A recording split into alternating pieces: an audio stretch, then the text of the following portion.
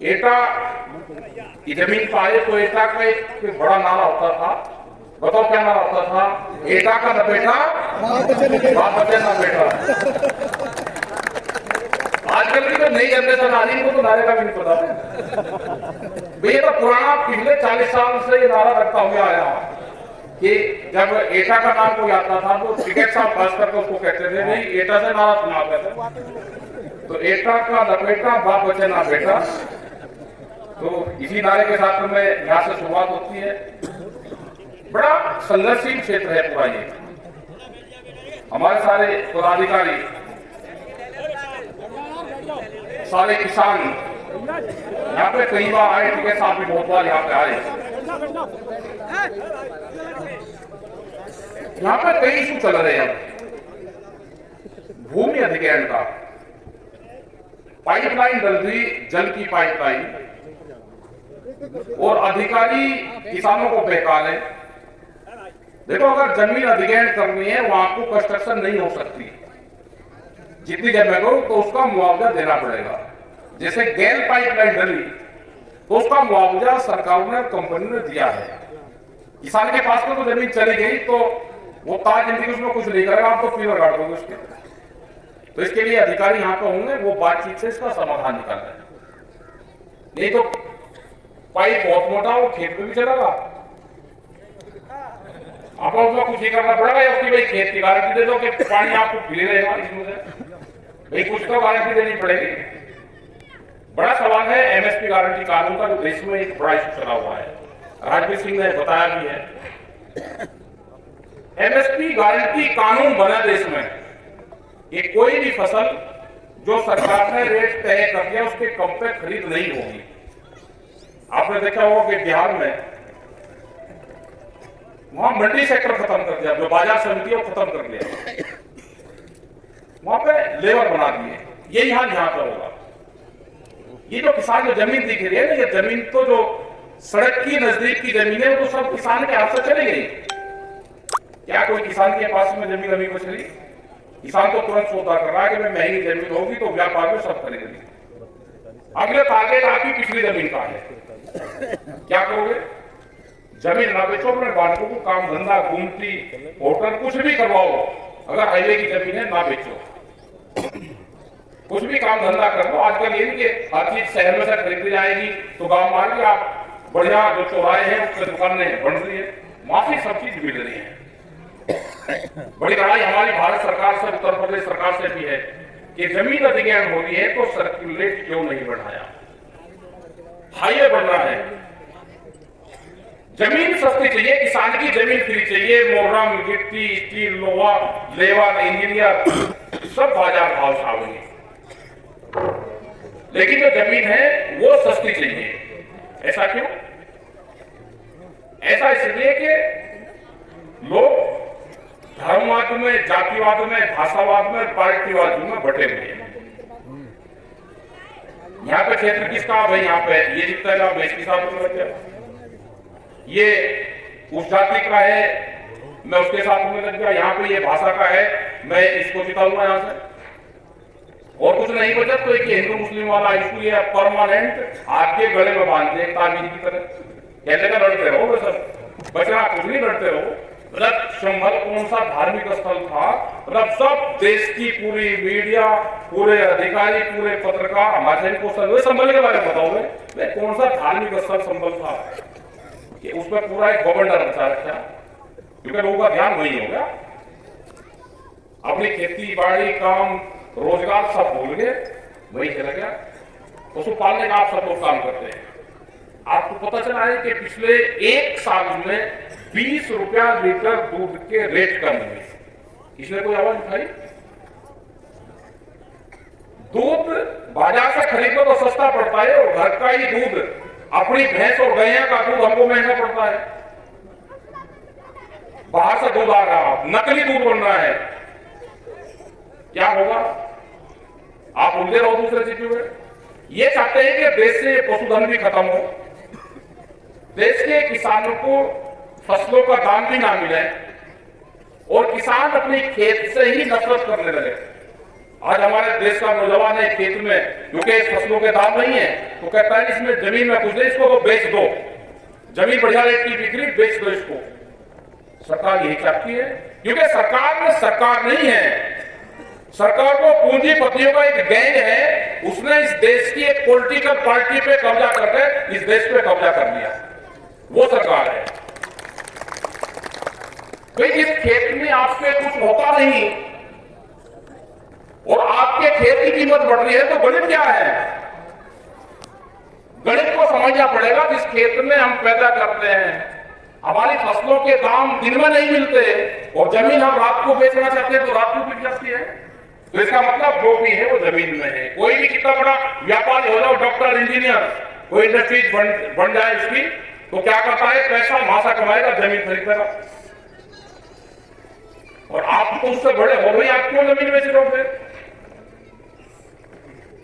आपको खाद नहीं मिला, डीएपी, यूरिया नहीं मिला गेहूं के लिए, तो सरकार चाहती है कि ये खेत से नफरत करे, इसको बेच दे। आने वाले 30 से 40 साल बाद में जब देश आजादी का 100वां वर्ष मनाएगा, उसके दिन ज्यादा नहीं रहेगा अभी, उस टाइम तक 60-70%, 50% जमीन व्यापारियों के हाथ में चले जाएगी। ये उनका टारगेट है। आपको पढ़ाएंगे नहीं, आपको एजुकेशन आपको नहीं देंगे, आपका स्वास्थ्य आपका ठीक नहीं रहेगा, क्योंकि दोनों चीज महंगी होगी। ये सब धंधे आपको अपने आप करने पड़ेंगे। गांव में जो पढ़े लिखे बच्चे हैं उनको लगाना पड़ेगा श्रमदान, शिक्षा का दान, जिस पे जो आपका है वो दान रूप में आपस में बांटना पड़ेगा उसको, और संगठित रहना पड़ेगा। संगठित नहीं रहोगे, बटोगे तो लूटने का काम जरूर करेगी सरकारें। आप बटोगे तो लूटोगे।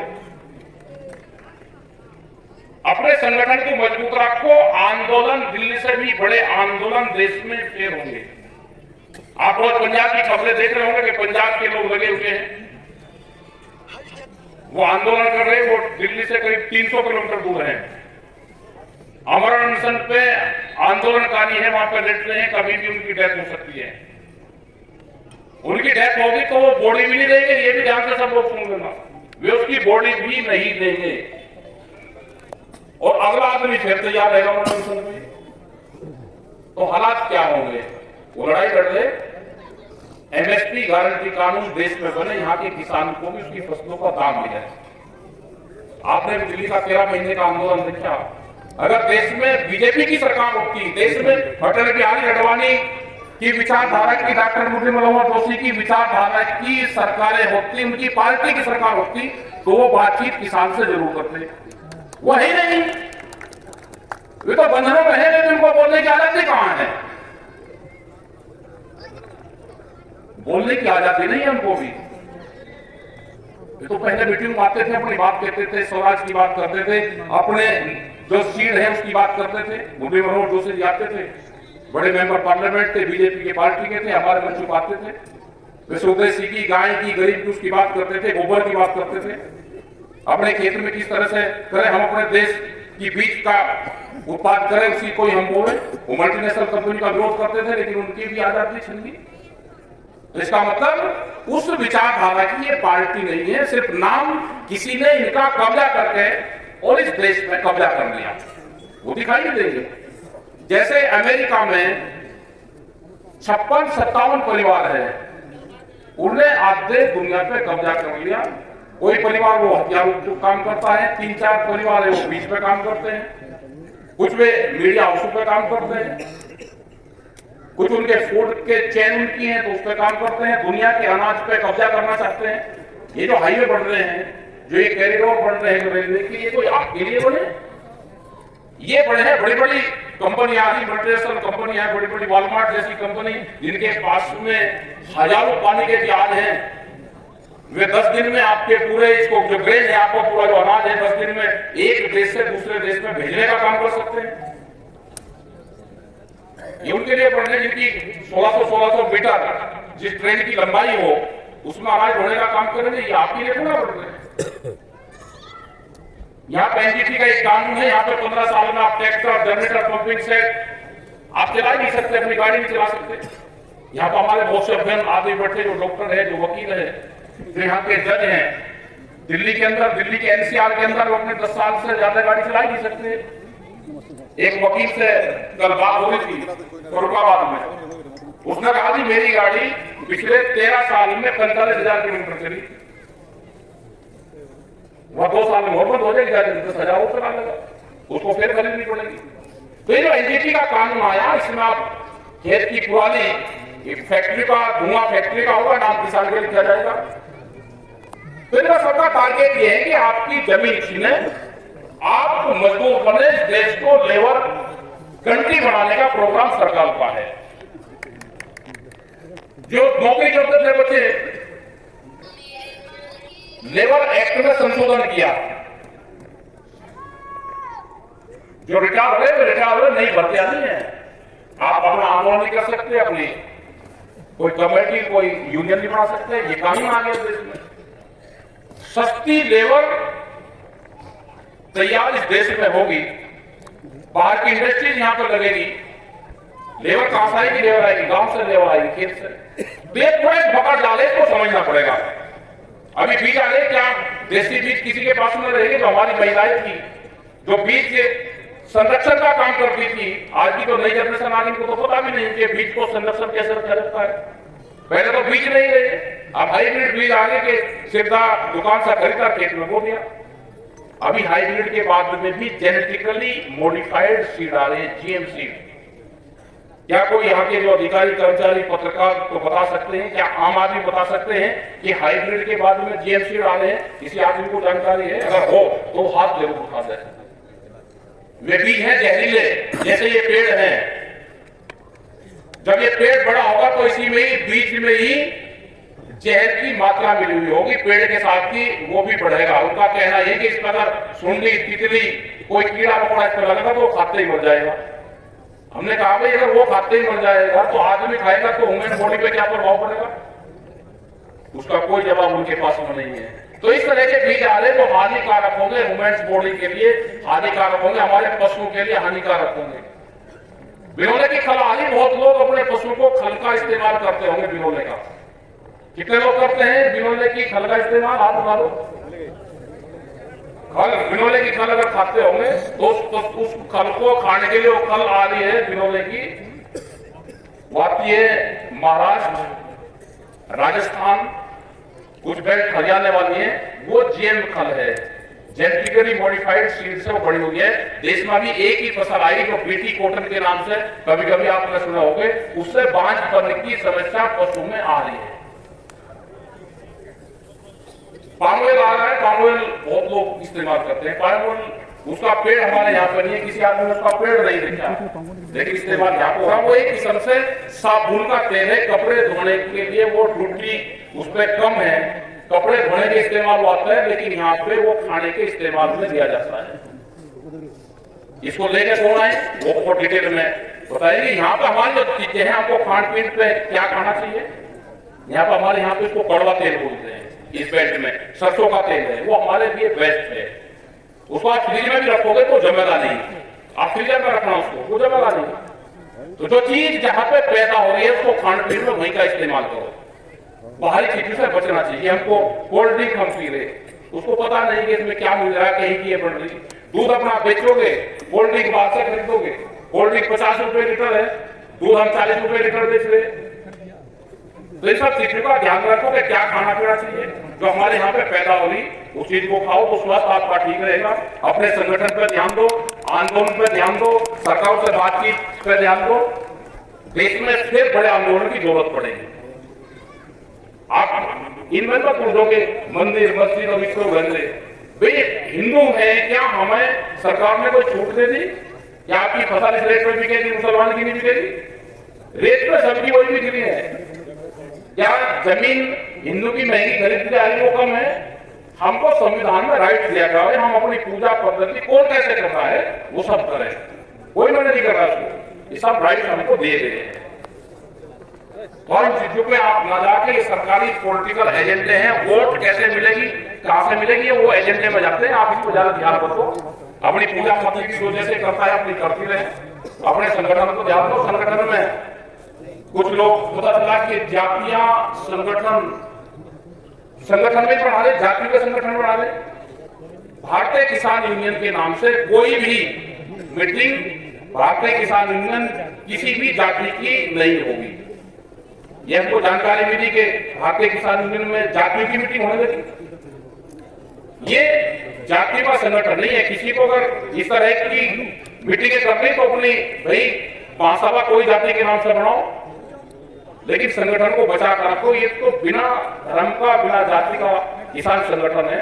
जैसे इसको टिकैत साहब छोड़ कर गए थे, जब इसमें पहले आंदोलनकारी इसमें शहीद हुए पुलिस की गोली से, तो इसमें 2 लोग मारे गए थे, अकबर अली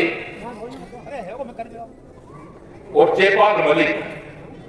वे 2 हिंदू और मुस्लिम की शहादत पे आंदोलन खड़ा हुआ था। जो पहली 1 मार्च 1987 को जो शहीदी हुई थी, इसमें 2 लोगों की हुई थी।